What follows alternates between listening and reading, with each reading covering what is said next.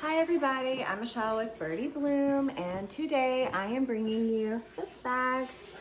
And this is a legacy bag. It's the Lula's legacy bag, specifically Lula Smith's legacy bag, and it's style number 9952. It was new in the fall. Well, actually the whole legacy line was new in the fall of 1994. Here's the catalog photo.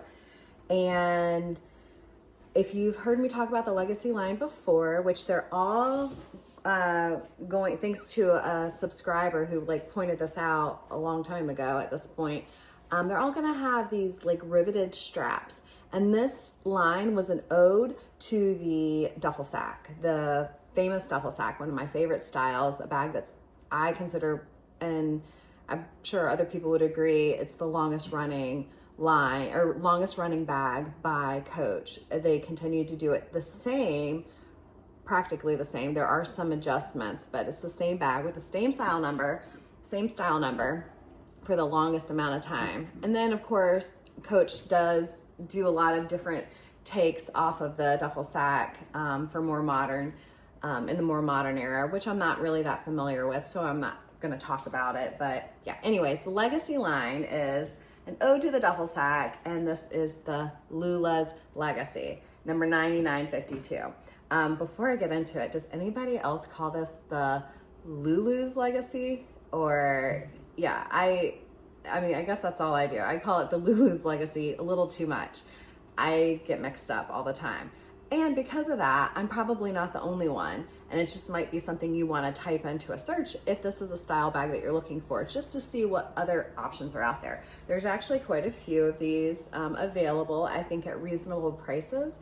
I don't think that was the case a few years ago. I thought this bag was a little bit more popular. Maybe it's kind of fallen off of that popularity radar. So there are a lot more available at this time.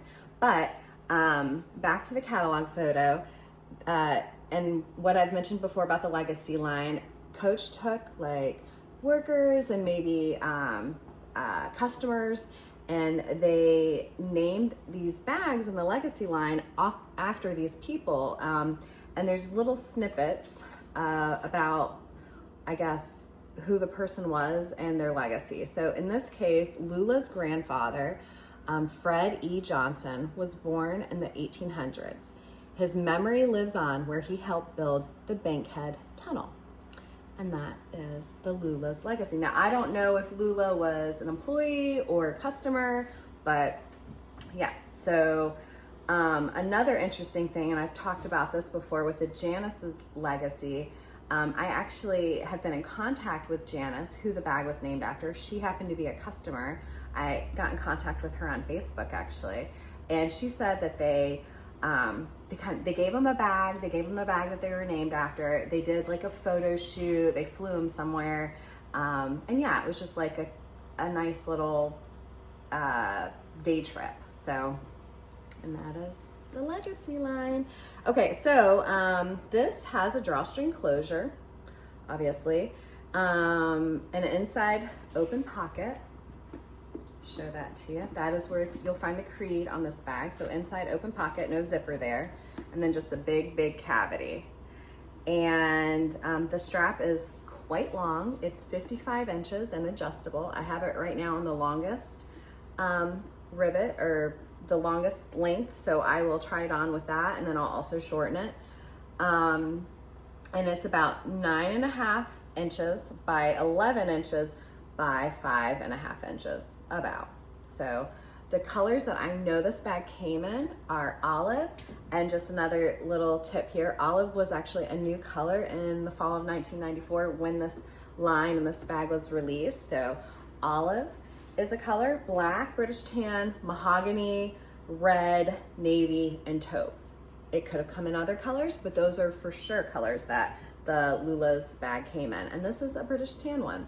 And she's quite patinaed, but I think she, I've done a lot of slow reconditioning of her. I think she's pretty happy now, but she was really dry, and just the darkened areas really stood out at the time. And did I take a before picture? I don't think so. I'm terrible about that, but she's looking really pretty and happy now. And Yeah, so she was not originally, I will tell you that.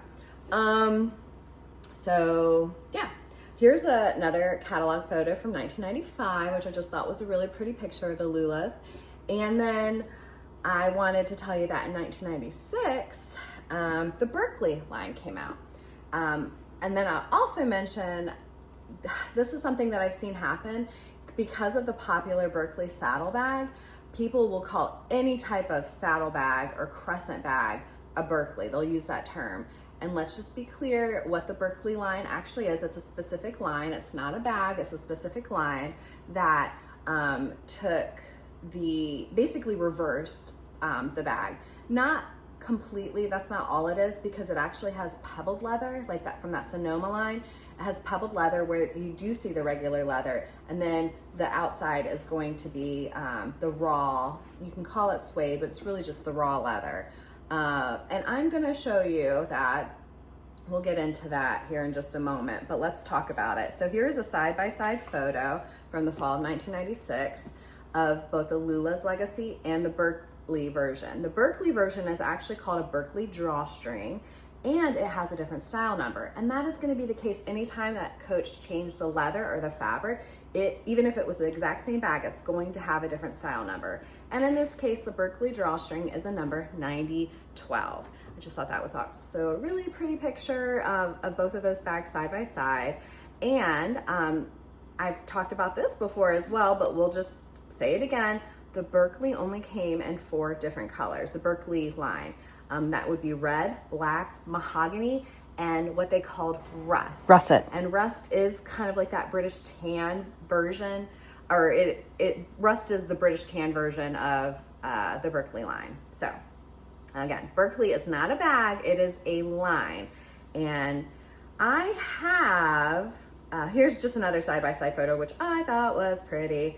Yeah, I have a Berkeley version and a regular Lula's version right here. And they are not rehabbed yet. They're not loved. This one has been painted. I don't know if you can, there's like this dark mark at the bottom that I think they tried to cover it up, and I don't know if you can really tell. The painting is even cracked. They didn't paint the whole bag, they painted the bottom and they kind of came up a little bit. And this one just needs to be brushed and loved. That's what I do with like suede and nubuck. I'm just gonna brush it out and really rough it up. It's actually really soft, and just go over it. The hardware is going to have a natural, like a pre-put patina. It is called like antique brass. So that's not something you want to shine up. This is how it was supposed to come, but you can still clean it up because it will still get like verdigris and maybe some darkened smut on it that you don't want to like leave because it will stain the bag. So you can still clean it up, but that is meant to already have a patina look to it. And just to show you, well, oh yeah, this one. So just to show you, see how the bottom is pebbled. So in this case, the outside is the bag itself is that raw suede leather, and then the bottom is going to be this like pebbly leather.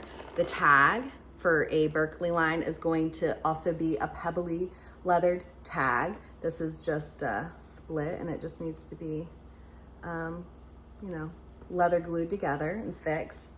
And then the strap also is pebbly leather.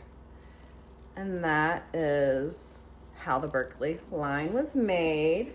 But yeah, I've been waiting to do this video for a long time. I've had it planned, right? And that's because I wanted to get both of these ready for the video. And I don't know. I had to do a lot of work on that British tan. I don't know what made me work on that prior to these. Maybe because, I mean, I like to get paint off because it's satisfying, but then also I don't really know what's going to transpire. You never know when you're going to remove paint. I know I can do it, but how dark is that marking going to be? I think it's actually going to be, it's not ink, because, and a way to tell with that is you look at the bottom of the bag, right? On the inside, and to determine if it was like an ink spill. And it doesn't look like an ink spill because that would be really, really dark. There is a mark there. I think it was just another type of something. Like it was another type of spell. Maybe it came from the bottom.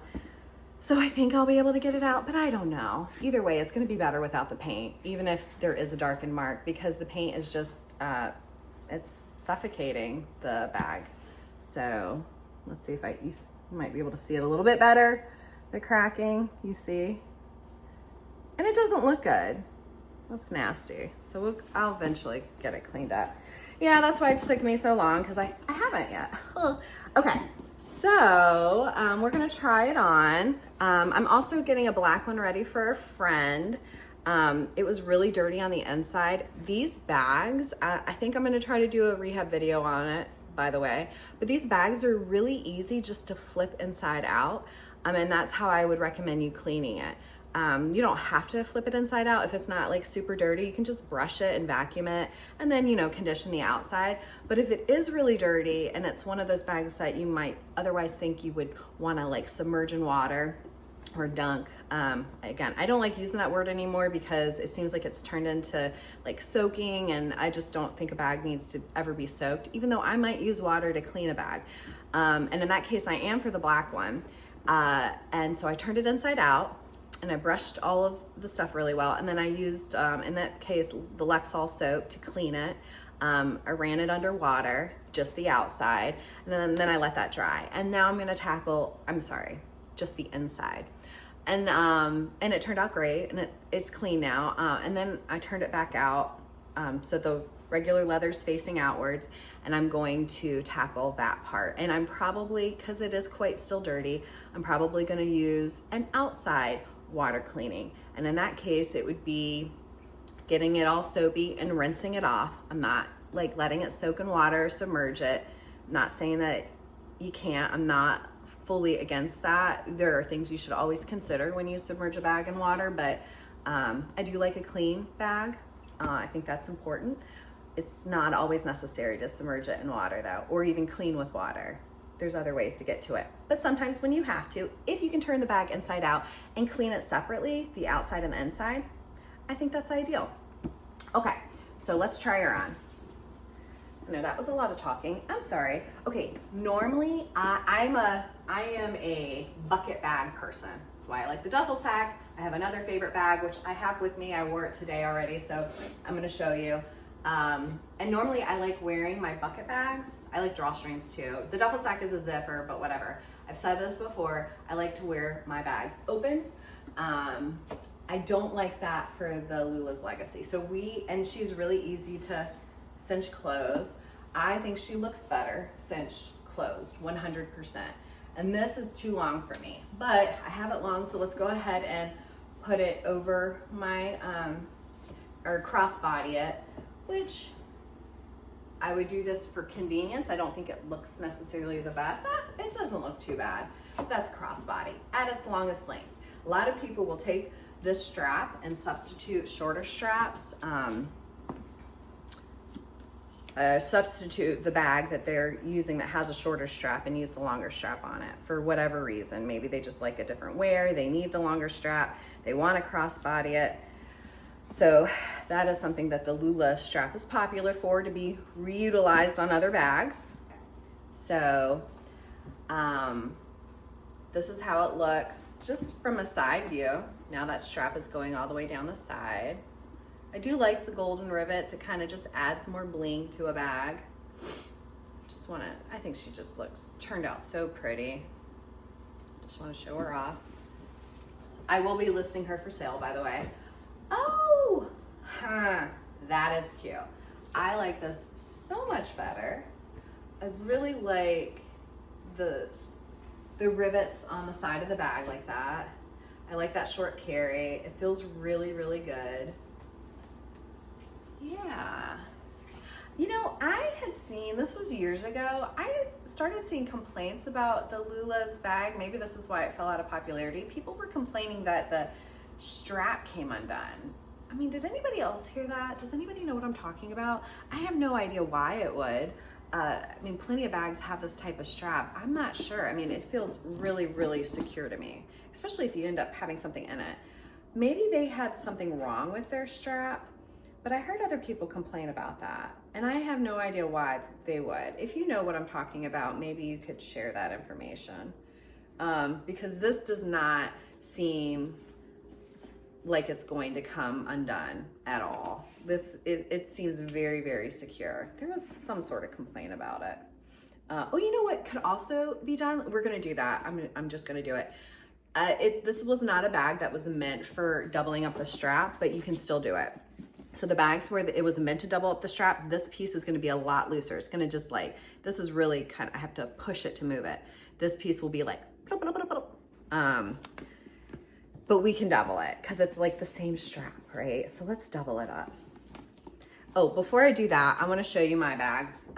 And this is another drawstring that I don't close. I just wear it open just to give you another view of a bucket bag style. This is one of my favorite bags. Talked about her. She's a Sonoma bag.